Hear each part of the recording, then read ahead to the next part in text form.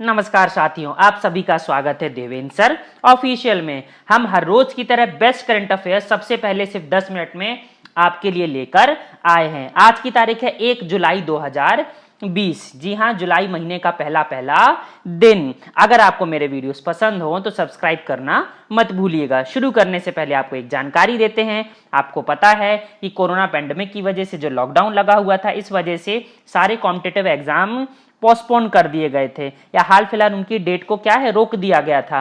अब धीरे धीरे सारे एग्जाम फिर से स्टार्ट हो रहे हैं। तो एसएससी के द्वारा अपना टाइम शेड्यूल एग्जामिनेशन का जारी किया गया है। आप देख सकते हैं जो भी पेपर आपने भरा हो, चाहे वो 10+2 का पेपर हो, चाहे वो जेई का पेपर हो, चाहे वो दिल्ली पुलिस का एसआई का पेपर हो, चाहे वो ट्रांसलेटर का हो, चाहे वो एसएससी सीजीएल का हो, सभी की जो डेट है कैलेंडर वाइज यहाँ पर एसएससी के द्वारा जारी कर दी गई है। तो जो बच्चे कोरोना की वजह से या कोरोना के बहाने की वजह से पढ़ नहीं रहे थे, वो कृपया कर पढ़ना चालू कर दें, अन्यथा उनका भविष्य अंधकार में हो जाएगा, कोरोना के जैसा ही हो जाएगा। चलिए शुरुआत करते हैं आज के पहले प्रश्न से। भारत का पहला कवक पार्क कहां पर विकसित किया गया है? तो पिथौरागढ़, उत्तराखंड के पिथौरागढ़ में एक है मुनस्यारी गांव, यहीं पर किया जा रहा है भारत के पहले कवक पार्क का सृजन। बहुत महत्वपूर्ण है। गांव का नाम मुझे नहीं लगता कि आपसे पूछा जाएगा। हाँ, आपसे जिले का नाम पूछा जा सकता है। तो भारत देश का पहला कवक पार्क पिथौरागढ़, जो कि उत्तराखंड राज्य में आता है, यहां पर खोला जा रहा है। आपको पता है पिथौरागढ़ में ट्यूलिप गार्डन भी भारत देश का पड़ता है। तो बहुत महत्वपूर्ण हो जाती है। आपको पता है जुरासिक युग की लाइकेन प्रजातियों का इस्तेमाल आपको पता बहुत सारी चीजों में, जैसे कि भोजन, इत्र, रंजक और परंपरागत दवाओं इत्यादि में भी किया जाता है। होती क्या है? लाइकेन एक प्रकार की एक वनस्पति होती है जो कि पेड़ों के तनों, दीवारों, चट्टानों और मिट्टी पर क्या है, पनपती है, अपना जीवन बनाती है। यह कई रंगों, आकारों, रूपों में पाए जाते हैं और कभी कभी पौधों की तरह भी दिखाई पड़ते हैं, लेकिन लाइकेन पौधे नहीं होते हैं। यही महत्वपूर्ण है। यह प्रश्न क्या है, आ चुका है, लाइकेन पौधे नहीं होते हैं, याद रखिएगा। उत्तराखंड आपके लिए बहुत महत्वपूर्ण है। जुरासिक इरा का जीवन देखिए, जिससे संवारने की या बचाने की जिम्मेदारी बनती है मानव प्रजाति की, क्योंकि उस समय तो मानव भी नहीं था। उत्तराखंड से मैं आपको बता चुका हूं कि उत्तराखंड का सबसे बड़ा जैव विविधता पार्क, बायोडायवर्सिटी पार्क, हल्द्वानी में खोला गया था 18 एकड़ की जमीन पर। यहीं पर मैंने आपको बताया था उत्तराखंड की ग्रीष्मकालीन राजधानी नई बनी है, जिसका नाम है गैरसैंण, जो आती है चामोली जिले की ही एक तहसील पर। एक्चुअल में राजधानी क्या है उसकी? देहरादून, जो कि गैरसैंण से लगभग 270 किलोमीटर की दूरी पर पड़ती है। चलिए चलते हैं अगले प्रश्न की तरफ। नेक्स्ट है, कोविड-19 मरीजों के लिए दुनिया का सबसे बड़ा प्लाज्मा थेरेपी टेस्टिंग प्रोजेक्ट किस नाम से लॉन्च किया गया है? तो दुनिया का सबसे बड़ा इस कोवेलेसेंट प्लाज्मा टेस्टिंग का एक प्रोजेक्ट जारी किया गया है, जिसका नाम है प्रोजेक्ट प्लेटिना। बहुत महत्वपूर्ण है। आपको पता बजाज की एक गाड़ी आती है प्लेटिना, ऐसे भी आप याद कर सकते हैं। महाराष्ट्र सरकार के द्वारा लॉन्च किया गया, यह भी आपसे प्रश्न पूछा जा सकता है कि महाराष्ट्र सरकार के द्वारा प्रोजेक्ट प्लेटिना किस लिए जारी किया गया है? तो देखिए अलग सा नाम है, इसलिए आप यहां पर जो बच्चा पढ़ा नहीं होगा वो कंफ्यूज हो जाएगा। 16 करोड़ रुपए सरकार के द्वारा दिए गए हैं। टेस्टिंग के लिए 21 सेंटर खोले गए हैं। यहां पर आप क्या कर सकते हैं, 200 ml जो प्लाज्मा है जिसमें एंटीबॉडी जनरेट होगी, जिसमें एंटीबॉडी होगी कोरोना से लड़ने के लिए, वो उसकी 2 खुराक आपको दी जाएगी ताकि आपके अंदर एंटीबॉडी जनरेट हो जाए और आप कोरोना से लड़ सके, आपकी मृत्यु ना हो। महाराष्ट्र के मुख्यमंत्री उद्धव ठाकरे शिवसेना पार्टी से आते हैं।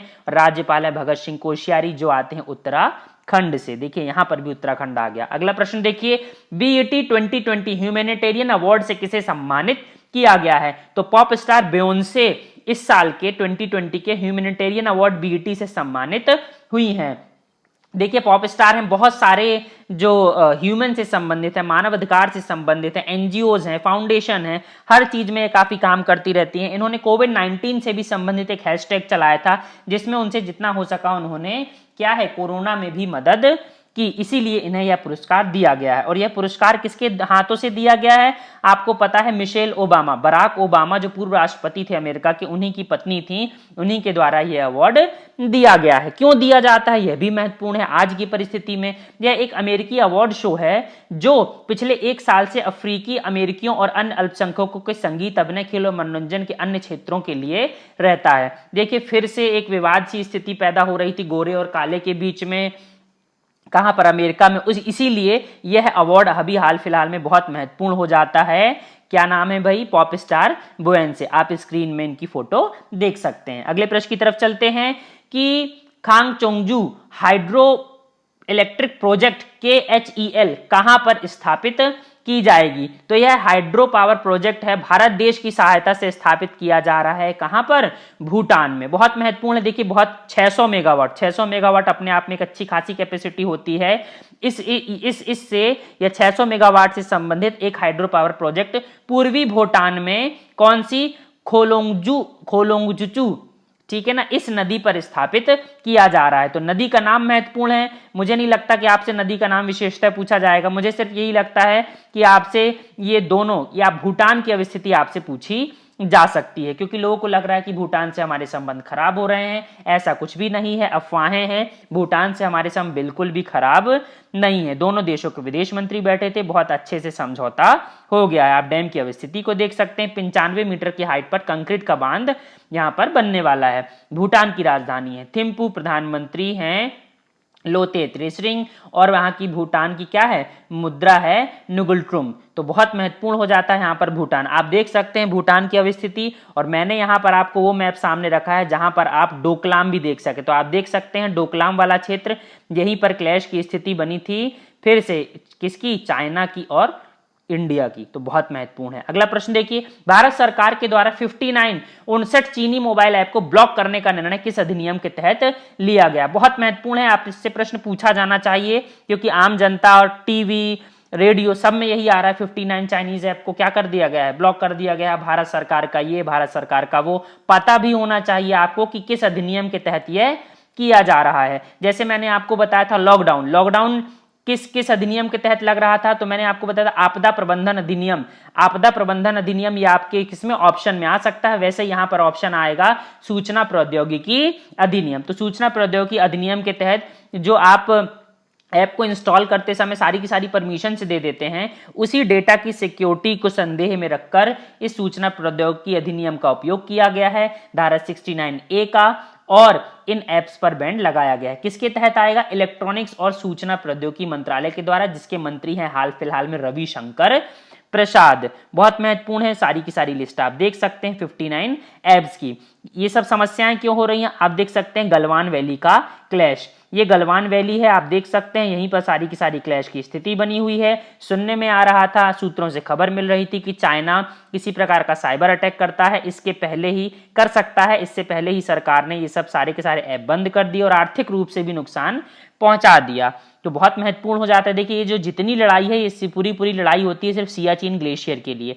यहां से हम नया रास्ता बना रहे थे, रास्ता बना लेते तो सियाचिन ग्लेशियर तक हम अपने रास्ते के माध्यम से भी पहुंच सकते हैं, और चाइना चाहता है कि सियाचिन ग्लेशियर पर कब्जा कर लिया जाए। हम चलते हैं अगले प्रश्न की तरफ। मध्य प्रदेश सरकार राज्य में कोविड-19 को नियंत्रित करने के लिए 1 जुलाई से किस अभियान की शुरुआत करने जा रही है। तो किल कोरोना एक अभियान शुरू किया जा रहा है मध्य प्रदेश सरकार की तरफ से। डोर टू डोर सर्वेक्षण किया जाएगा और लोगों को बीमारी के बारे में बताया जाएगा। आपको पता होना चाहिए मध्य प्रदेश में रिकवरी रेट 77% के आसपास है, जो कि बाकी के देश के रिकवरी रेट से बहुत ज्यादा है। 2 जिले सबसे अधिक प्रभावित हैं, इंदौर और भोपाल। आपको याद होगा मध्य प्रदेश की सरकार ने कोरोना वॉरियर्स की संज्ञा दी थी दिव्यांग आंगनबाड़ी कार्यकर्ताओं को। इसके अलावा मध्य प्रदेश की जो विद्युत वितरण कंपनी है, उन्होंने एक निष्ठा विद्युत मित्र प्रोग्राम चलाया था, जिसमें महिलाओं के माध्यम से कुछ इलेक्ट्रिसिटी से संबंधित कार्य किए जाएंगे, ताकि इलेक्ट्रिसिटी का भी काम हो जाए और महिलाओं का भी सशक्तिकरण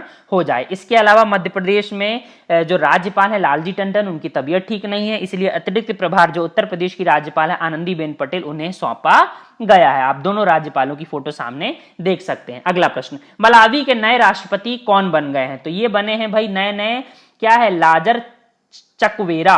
तो बहुत महत्वपूर्ण हो जाते हैं। मलावी कांग्रेस पार्टी के प्रमुख नेता हैं। इन्होंने अपने प्रतिद्वंदी को 58% मतों से क्या है, हरा दिया है। आप लीडर महोदय को देख सकते हैं, आप मलावी की परिस्थिति को देख सकते हैं। बिल्कुल बीचों बीच पड़ता है ये, कहां पर, अफ्रीकन कॉन्टिनेंट में। इसके अलावा आपको याद होगा मैंने कुछ दिन पहले बताया था आयरलैंड के नए नए प्रधानमंत्री बने थे माइकल मार्टिन। आप देख सकते हैं माइकल मार्टिन को, आप आयरलैंड की स्थिति को देख सकते हैं। बहुत महत्वपूर्ण, मैं हमेशा बताता हूं ब्रेग्जिट की डेट 31 जनवरी 2020। अगला प्रश्न, पूर्व फुटबॉलर मारियो गोमेज ने फुटबॉल से संन्यास लेने की घोषणा करी है। वे किस देश से खेलते थे? तो जर्मनी के फुटबॉलर थे, बहुत महत्वपूर्ण है। खासतौर से जो बुंदेसलीगा की लीग थी वहां पर इन्होंने बहुत अच्छा प्रदर्शन किया था। बुंदेसलीगा में आपको पिछले करंट अफेयर्स में बता चुका हूं, लॉकडाउन के बाद आयोजित होने वाला यह पहला स्पोर्ट्स इवेंट था। बहुत महत्वपूर्ण प्रश्न है, मुझे लगता है यह प्रश्न बनना चाहिए, तो भूलिएगा मत बुंदेसलीगा। अगला प्रश्न देखिए, दिग्गज लेखिका गीता नागभूषण का निधन हो गया। वे किस भाषा में लिखा करती थी? तो कन्नड़ भाषा में लिखा करती थी।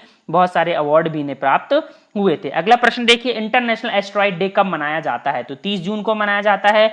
आपको पता है एस्ट्रॉइड धरती पर भी गिर चुके हैं, ऐसा वैज्ञानिक कहते हैं। और एस्ट्रॉइड क्या है? वही मंगल और बृहस्पति के बीच की जो बेल्ट है जहां पर छोटे छोटे कण पाए जाते हैं, इन्हें ही कहा जाता है एस्ट्रॉइड। अगला प्रश्न देखिए, इंटरनेशनल डे ऑफ पार्लियामेंटरिज्म या संसद दिवस भी आप कह सकते हैं या संसदीय दिवस भी आप कह सकते हैं, कब मनाया जाता है? तो 30 जून को मनाया जाता है।